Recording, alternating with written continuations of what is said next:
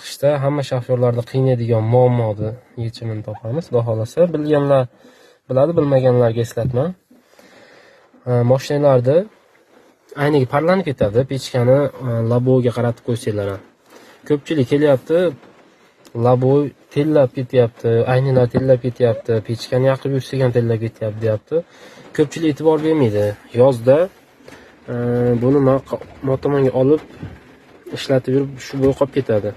Qishda motomonga olib qo'ysanglar shunisini, bunda Nexia'larda, yana boshqa mashinalarda knopkali bo'ladi. Bitta bosib qo'ysanglar mana bunisi yonadi, tashqaridan havo olib ichkariga beradi. Shuni hisobiga aynalar parlanmaydi. Video foydali bo'lgan bo'lsa, like bosib do'stlarimizga jo'natib qo'yamiz. Kanalimizga obuna bo'lib tursanglar, xudo xolasa shunga o'xshash foydali maslahatlar, foydali ma'lumotlar berib boramiz.